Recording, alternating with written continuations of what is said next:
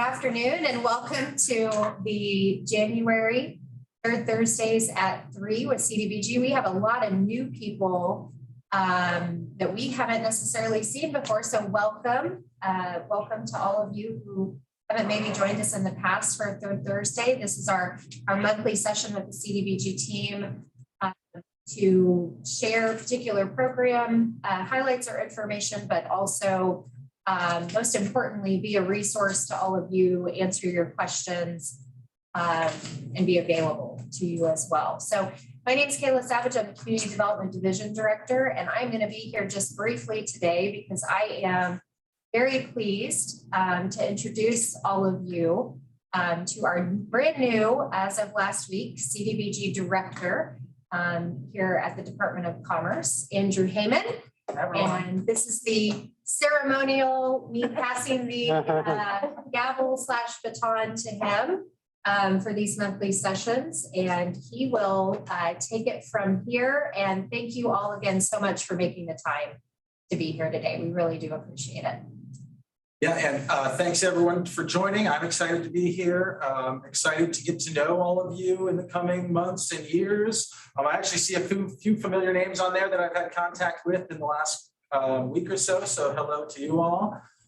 Before we get started, I guess the two topics we're going to be talking about today are youth job training, architectural barrier removal. And then we'll be here to answer any questions you have after we go through those presentations.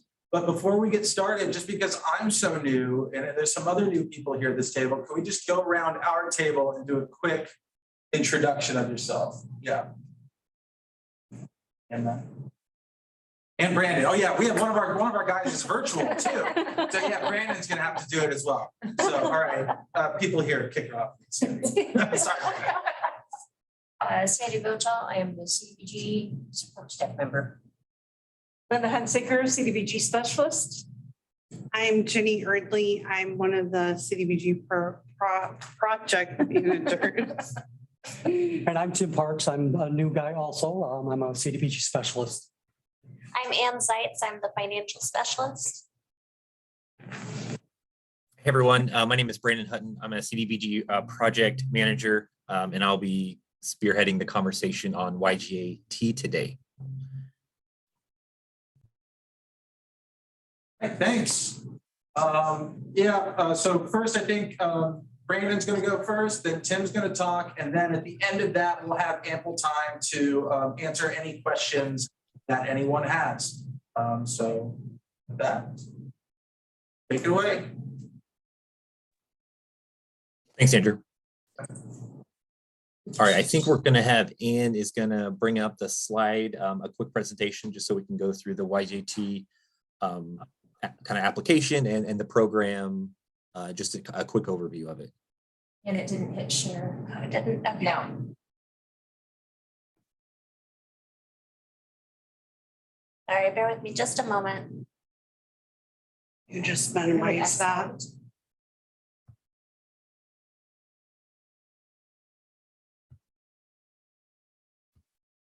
Bear with us for a second, everyone.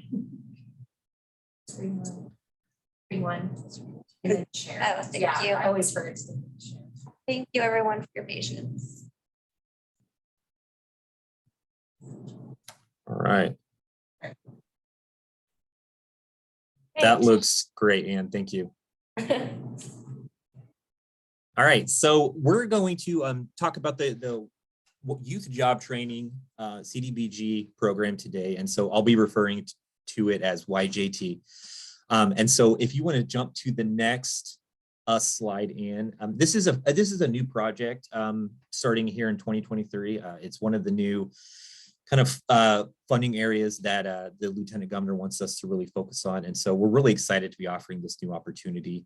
We want you all to know that the CDBG funds, these are going to be utilized towards public service employment training.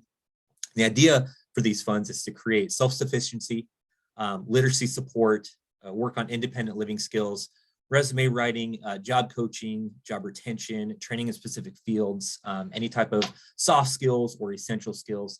This is a very broad program that's going to focus on really just helping our youth get kind of job ready.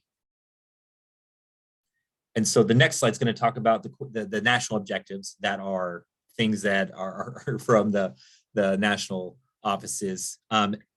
Lucas, yeah, real quick, these slides, we can make sure to send these out so you have access to them.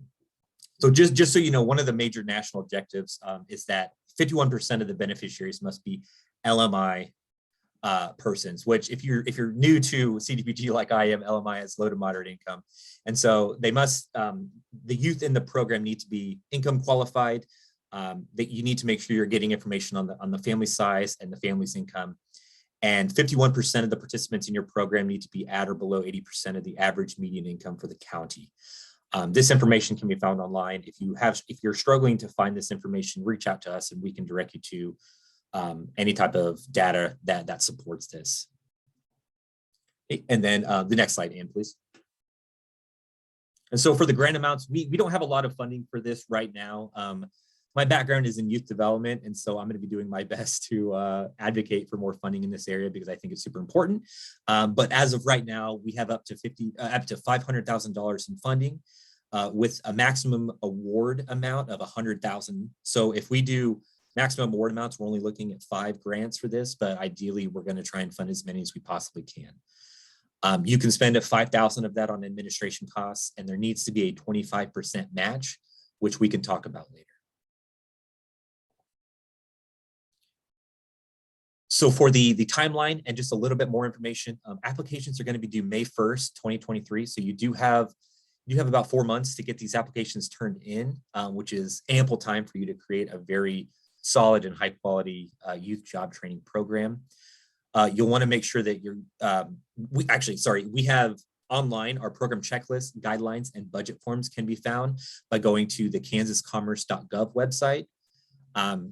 I have the link in here, but you're all probably familiar with the CDBG website. But when you go to that website, make sure you click on the number 1, the annual competitive grants. You'll scroll down a little bit and you'll be able to find the YJT, and that's where you'll have all the supporting documentation, the FAQ that we are working on to finalize and getting uploaded to the website, and our contact information.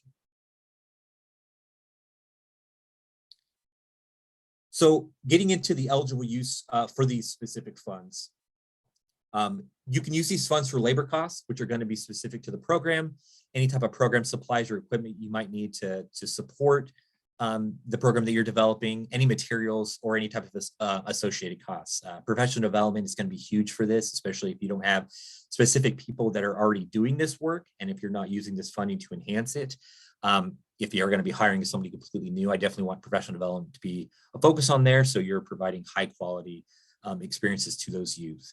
You can also use this funding for screening and skills assessment if you want to do any type of assessment pieces for the youth. You want to make sure you have funds for training, any type of instruction, and certification of participants. I know some of the YJT programs in the states that are not funded through CDBG can actually certify the youth for when they graduate high school that they're ready to go into a specific field. So that could be eligible use of those funds. You can purchase software and instructional materials for training and education purposes. So if you need to update your technology, purchase new software, any type of, there's some programs that are using virtual reality headsets to teach welding. There's all kinds of things you can use that money for. And then you can also use the funds for administration, but remember that was only a $5,000 amount, up to $5,000.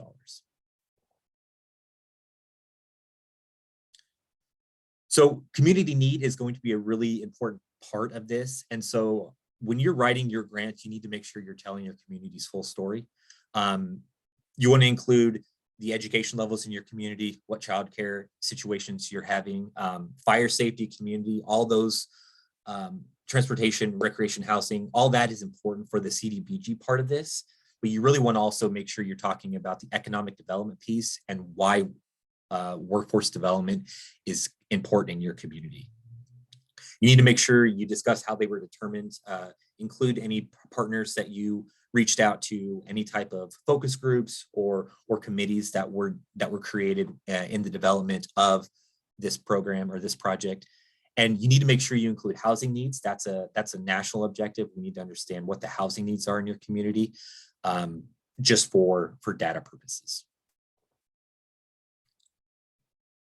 And so for the project narrative, I kind of spoke about this just a second ago, but you want to talk about the underlying characteristics of the existing student population. So we want to know what the free and reduced lunch numbers are. We want to talk about the students that are disenfranchised, that are struggling a little bit more, and why this project is going to impact them. You need to provide a statement on how the facility plans to meet the LMI requirement. So how you're going to strategically target those students and those youth that are LMI. You want to make sure you're identifying the barriers that prevent youth from graduating high school, retaining or attending school, continuing their education, and even joining the workforce.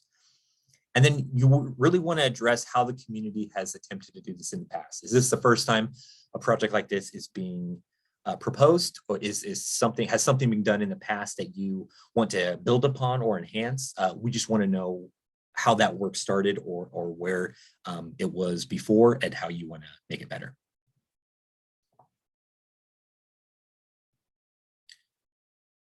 So for the project readiness narrative, you want to include a timeline of the proposed activities. And this will be a timeline for the program development and implementation.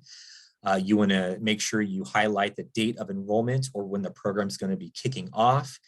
And you want to get an anticipated date for the capacity of the program. You want to make sure that you indicate the number of students that are going to be served at full capacity. You want to make sure you don't, pick a strategic number for that. I know a lot of folks, when I worked in after school programs, would really shoot for the moon, and they would overshoot by quite a bit. So make sure you do a good, moderate number of students that you're going to be serving, and just make sure it addresses the needs component. If you want to serve, 2 kids in an area where there's been no youth workforce development, you really want to increase that number to make sure that your needs tie into your actual proposed numbers. You'll describe how the program will be implemented in a 2-year period, so in a 24-month period. And you're really going to want to identify all partner organizations and explain what roles those partners are going to have in your program. For the project impact narrative, you will want to list 1 or more outcomes that will be anticipated from a youth participation in this program. Ideally, you want to shoot for more than just 1 outcome, but 1 is all we're actually requiring for this actual program. You want to make sure that you're collecting stories and how this is impacting the youth and the community's life. We want to hear about that. We want to be able to use that information to help push for expansion of this program, to make sure that it stays important and relevant. And so project impact is going to be a very important piece of this grant. You also want to make sure you're describing the tools, the evaluation, the testing, and processes that will be used to track the progress toward meeting that specific outcome. And you want to talk about how your benchmarks will be measured. And so this is a very broad impact piece. We want to hear about how you are going to be collecting information, how data collection is going to be taking place, if there's going to be any type of progress tracking post this project. So if you have youth that are juniors and seniors in high school, if there's going to be any type of tracking them afterwards, so that we know if any of these workforce development work actually was impactful. And so we're really excited to see what communities are coming up with and what they want to develop in this area, so that we can help measure that impact. And sustainability, the big one. We want you to describe how this program is going to be continued after the funding for CDBG has been invested. We do know that with youth programming, we know that funding is not, we don't get as much funding as we'd like. And I know that sustainability can be an issue. So we just want to understand what you're thinking about moving forward. And we want to make sure that you're also thinking about how you will sustain this program post funding. If this is going to be seed money for you, if you're going to be relying heavily on grants moving forward, we just want to understand that, so that we can make sure to provide resources to help you with that piece. And then Also describe how the program will be maintained or even expanded after they've been invested. So if you are using this as seed money, explain how you're going to expand it moving forward. If you have any potential partners that want to invest in this program, we're just curious on how that sustainability piece is going to be addressed. And so I believe that is the final slide. And so Tim and I will be kind of the main folks on this project. And so you can reach out to Tim or myself. Our phone numbers are right there and our emails are also there. If you have any questions about the grant, if you want to bounce ideas off of us, I've got years and years of youth development experience under my belt, and I've done a lot of work in this state with workforce development with youth. And so I hope to be a good resource for you all. I definitely can connect you with a lot of resources in the state if you're wanting to do some partnering. And I know Tim is got some knowledge on this subject too. And so I feel like we're primed to support you as much as possible. So do not hesitate to reach out to us for any questions you might have, or if you need any type of verification. I know this was a super quick walkthrough for this project, and so I'm looking forward to any questions later on.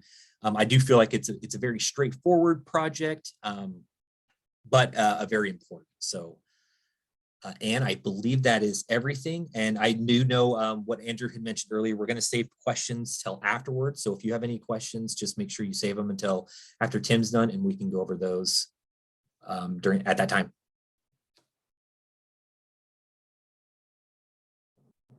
Thank you, Brandon.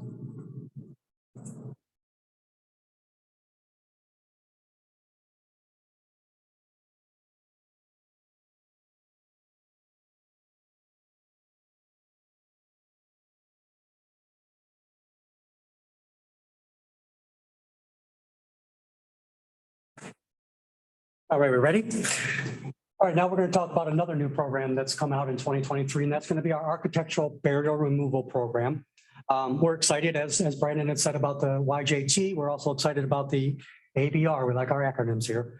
We're encouraging cities and counties to consider this funding to assist in renovating your downtown businesses or buildings, and help make those communities a little more accessible for those folks in your area. So the program is designed and is limited at this point in time to non-residential buildings, okay? If there's barriers within homes or rental units, that's something that could be addressed through maybe a housing grant with Commerce also. But for this program specifically, it's going to be non-residential.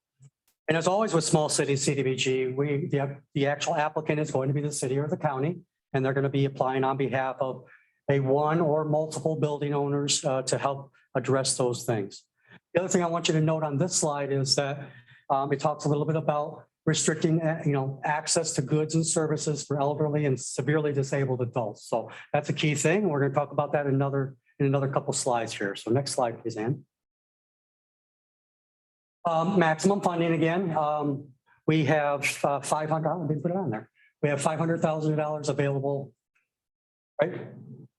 I'm losing track of that. Anyway. Maximum amount is 50,000 per building, or 250 for more than 5. Administration, again, depending on the number of buildings improved, worked with, it's going to be either 10 or 20,000. And then also, as always, we have a 25% match that's going to be required with this funding. Okay, next slide. Qualifying for national objectives, really the second step that's needed to determine whether a project's eligible under CDBG. Is it an eligible project or not? And for this program, we can only qualify under the low moderate income limited clientele national objective.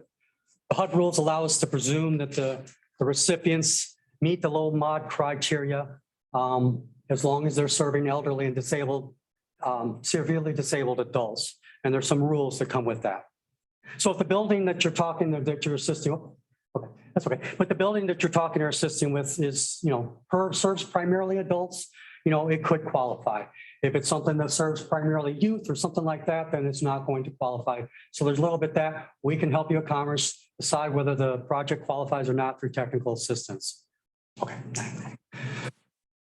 So talk a little bit about this. In order to qualify for that presumption, rules say that we have to limit our existence to only the removal of material or architectural barriers in those structures or public improvements. So we can't do anything above and beyond that. If you do anything above and beyond truly just addressing the architectural barriers that exist there, any work above and beyond that really needs to qualify under national objectives in and of itself. So this is really just a little carve out that allows you to address these things in a very limited situation.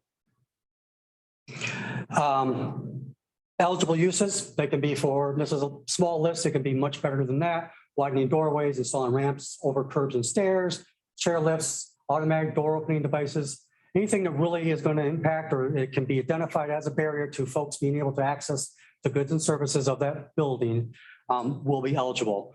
One other thing I want to point out here, particularly for the cities and counties that are on the call, as you know with CDBG, if you've worked with us before, typically, units of government and city halls, town halls type of things are usually excluded from being eligible for service.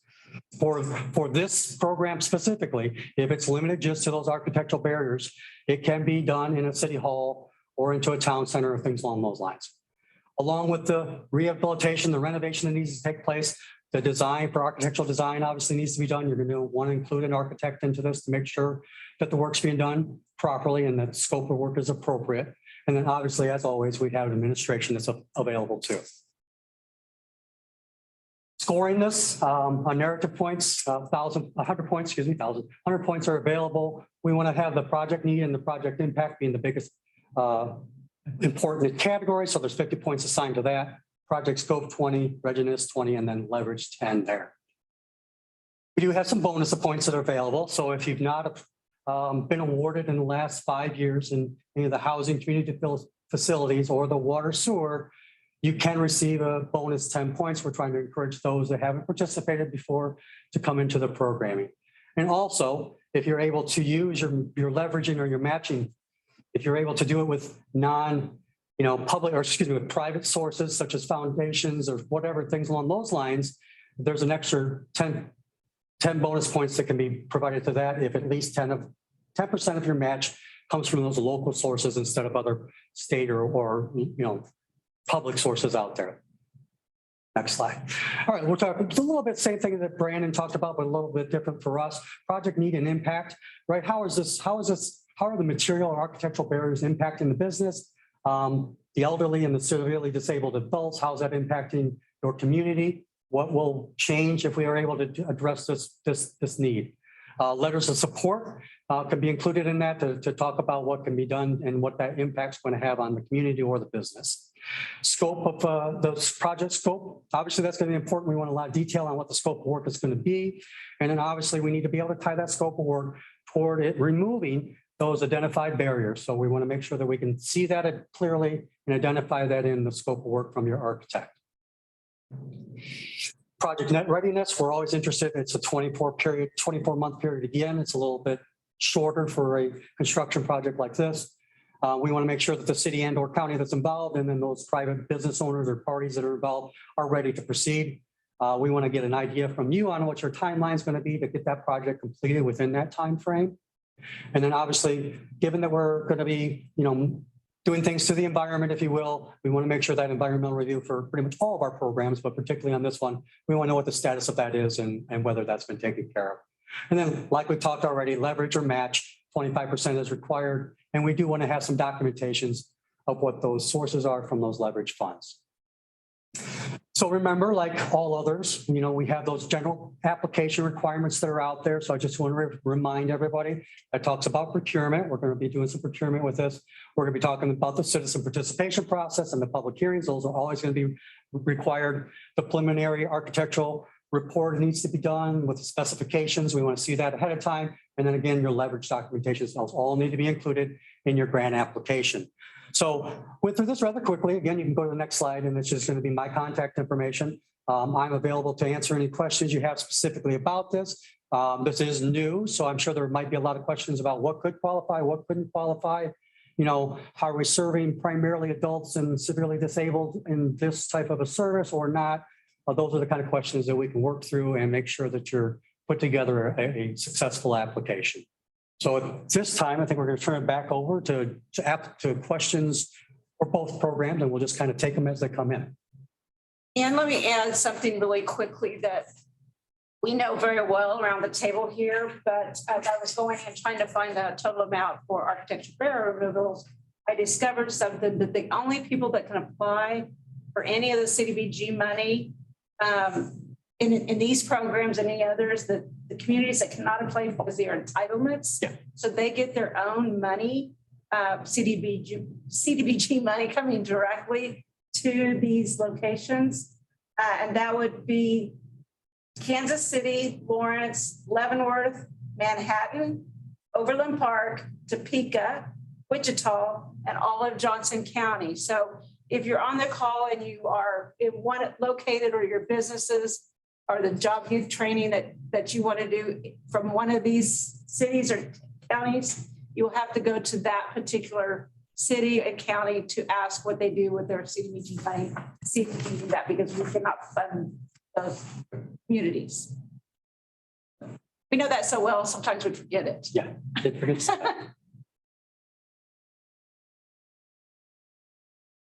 All right, so I think at this time, we'll go ahead and take questions. Crystal, I see that you have a question. If you want to go ahead and unmute yourself. Hi, Crystal and Rosemary here. We have a couple questions. We're going to start with the ADA one first. We had asked if school districts that have a building downtown or a nonprofit that has a building downtown, if they would qualify to be involved in this.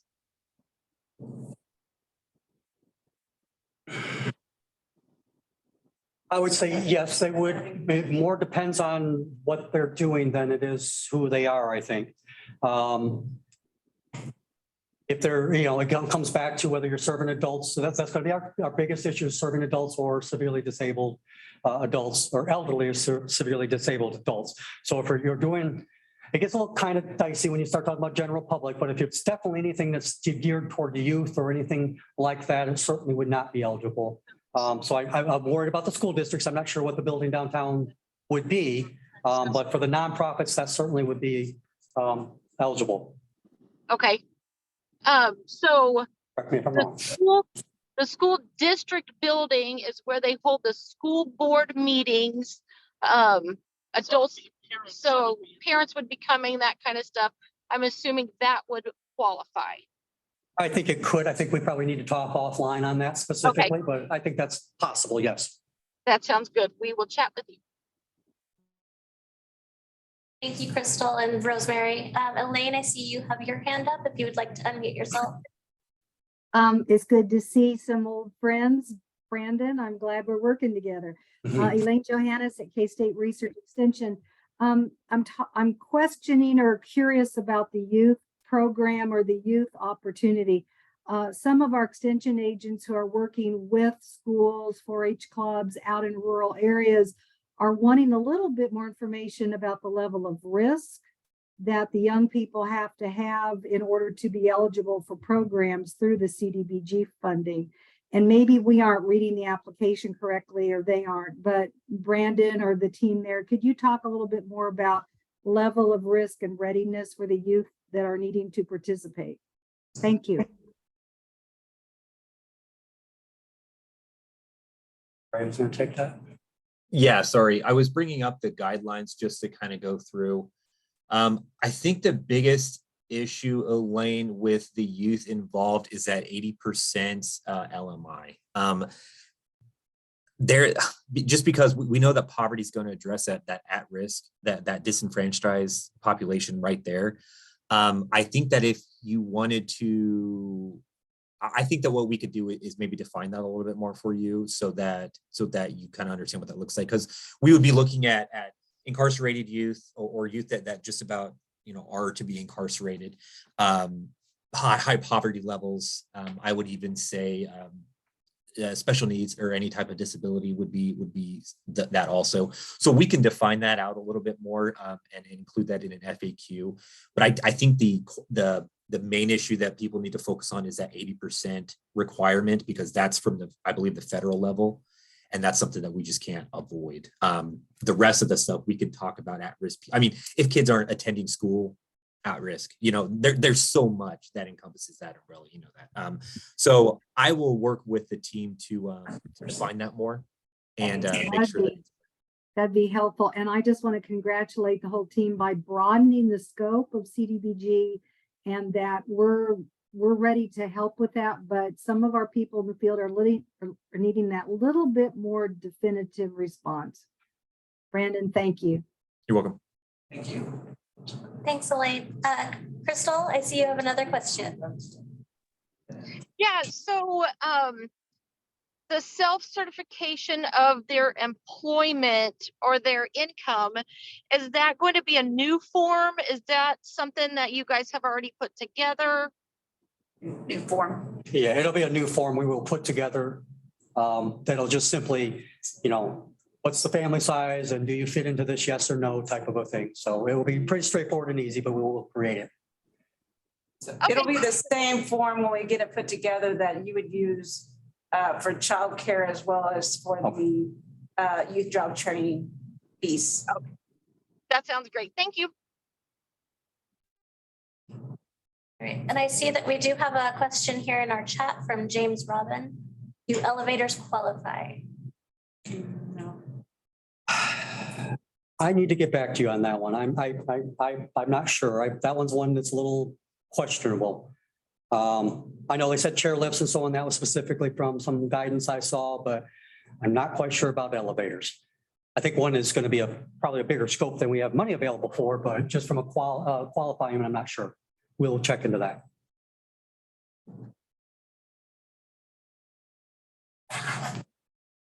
We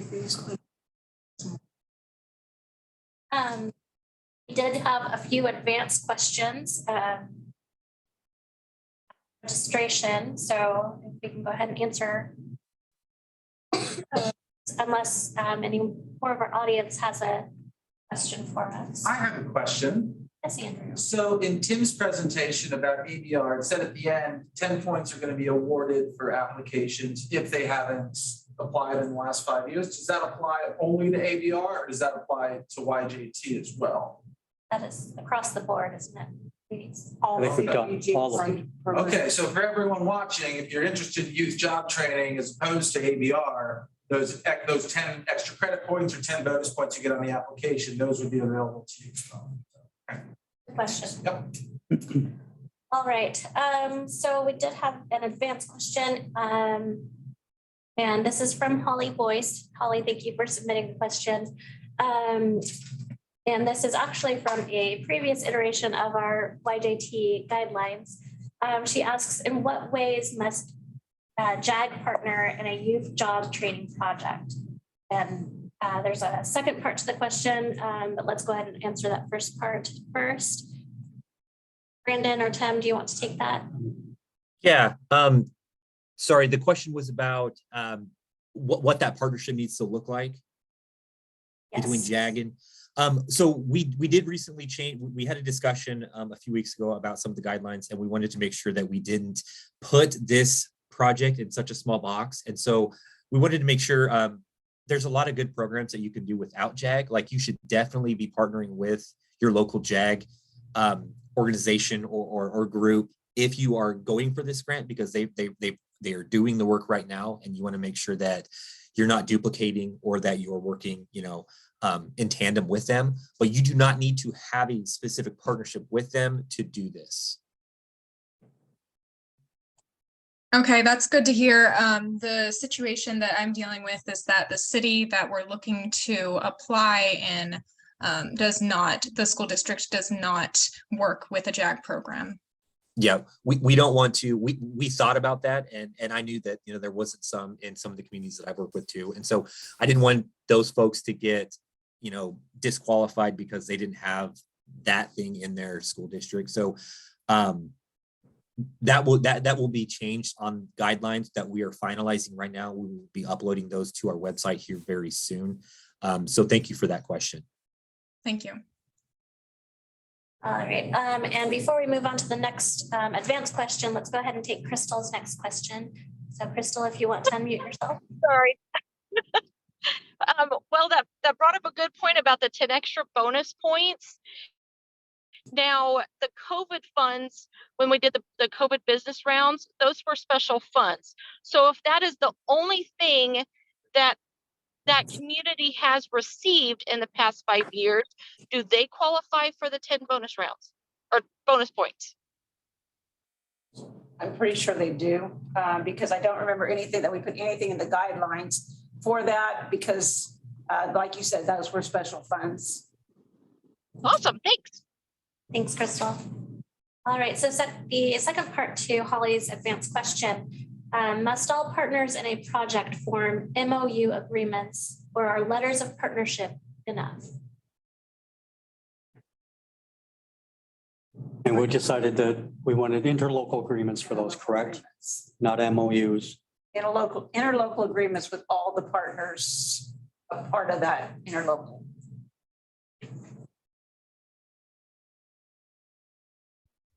Do the interlocal agreements have to be official? Like, do I need to get help from a lawyer to assist with them? Do they have to be legal in some way? What does that look like? We have some samples. Why don't you send that question into this we use job training to Brandon, and we'll give him those samples and he can send them out to you. Great, thank you. That'd be just a working document. If they want the attorney or somebody involved, that's totally fine, but we don't require that. We just require a document that's signed by all parties involved in this, have come to an agreement on who's doing what. Okay, that's very helpful, thanks. And the city can never give away environmental review or financial management. That's the only thing that they cannot give back to one of their partners. All right, thank you. Okay, another advanced question. What qualifies as youth job training? Is learning beyond a normal, is learning beyond a normal school setting training, or are there other metrics to meet? That's a very good question. It's a very hard question to answer because youth job training can be a lot of things. You know, there's a lot of connections to after school programming, any type of enrichment that you want to do that could be connected to youth job training. STEM programs, esports programs, social emotional learning can all be connected to youth job trainings. Ideally, you want to make sure that you are partnering with your local businesses to help make sure that you are going in the right direction. But there's a lot of research and a lot of information out at national levels about youth workforce and some areas that you could be focusing on. So it's hard to answer that because it's so broad. There's so many things you could do, but ideally you don't want to be doing the same things that they're doing in school. You want to make sure that this is an opportunity, that this funding is used to provide youth with experiences that they're not getting during the school day. Especially focused on spark building for finding those careers, any type of exploration, things to just help them understand where they're going to go when they are done with high school is kind of the goal.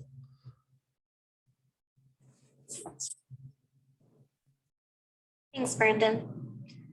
Let's see, we've got a question here from Andy Fry. Did you say all CDBG grant opportunities in those more urbanized communities are run through the city or just the architectural barriers program? Andy, I do see that you are from Topeka. Just to let you know, Topeka is an entitlement city. And so they do have CDBG funding through HUD as an entitlement. So if you are seeking something within Topeka specifically, I would recommend that you reach out to the City of Topeka's CDBG contact. If you're looking at a small community, say within Shawnee County, you're more than welcome to contact us and we can certainly talk through that with you.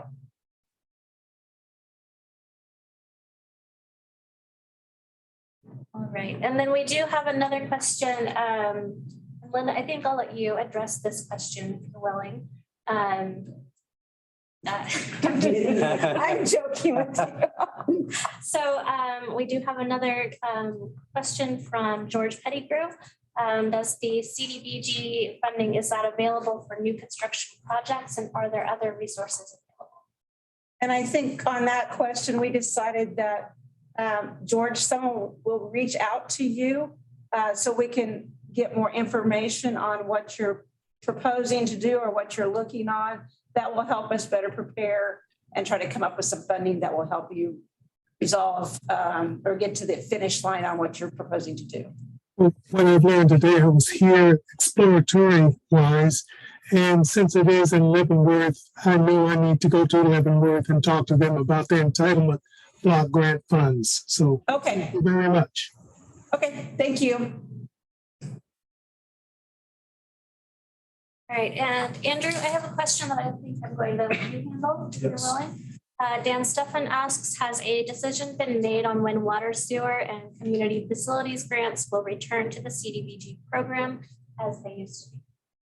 Well, I don't know if we're going back to the way they used to be, but I think moving forward, the standard water and sewer grants of the past are going to require a consent order. And we're only going to work on those projects, but I haven't heard anything about us going back to the same types of allocation that we've done in the past. And we can add anything to that. We are beginning our consolidated plan process for the next 5 years. So we are working intimately with Secretary Toland as well. So of course, we will be letting you all know what changes are going to be made. Because we'll have to.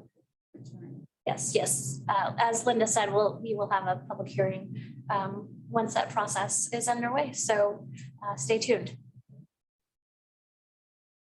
Okay, do we have any other questions for the group? I had a question about the maps. I was wondering if we're doing a project for a city and the city does not have their own map, is it possible to do a screenshot of like GIS or Google Maps for that map of the city? Yes, it's a Okay. simple answer. Yeah. I did have one other question as well. As far as documentation, what's required for the application regarding pre-selection of professional services? What kind of documentation is required there? For the application, we don't require documentation. We just have a professional services section that you will fill in who's going to be the administrator, whether it's CDBG or local. So that tells us how it needs to be procured and where the money is coming from to pay for that service. And same way with if you need an engineer or architect or anything like that. So if the project is funded, one of the staff will come out and monitor the project. And so they need to keep track of that and create a file for that, because we will ask for that documentation during the monitoring that we do of the project. Okay, that answers my question. Thank you very much. Yes. Any more questions? Okay, well, I guess if there's no more questions, I'd like to thank Tim and Brandon for presenting today. And I'd like to thank everyone who has joined us on this call. There's one last thing I'd like to mention. We've been working closely with the regional planning commissions in Kansas to plan what we are terming as road shows, where members, this wonderful staff, will travel around the state of Kansas early in February 1st, 2nd, and 3rd, and then February 7th, 8th, and 9th. I've had actually conversation with Holly about this, and I've had conversations with other members of regional planning commissions. And I just wanted to let everyone on the phone call know, if we have your email information here, you will receive an invite from us at some point, and feel free to register for the event at that time through the email link. They'll be held from 10 a.m. to 2 p.m. In certain regions. I think North Central is the first on February 1st, but don't quote me on that. But again, anyone who's on this call, and there will be hundreds of other people receiving email invites for this. And if you receive an email from us about it, just register and show up. So, all right, well, I just wanted to throw that in. Anything else, team, that we need to mention today? It's my first Thursday, I don't know. No, I don't believe we do today. Are there any last minute questions before we say goodbye? All right, well, seeing none, thank you very much for joining us today. Just don't forget to let us know if you have something, have a question, or if we can help develop a project for you. Don't forget about those 10 bonus points. Thank you, everyone. Thank you.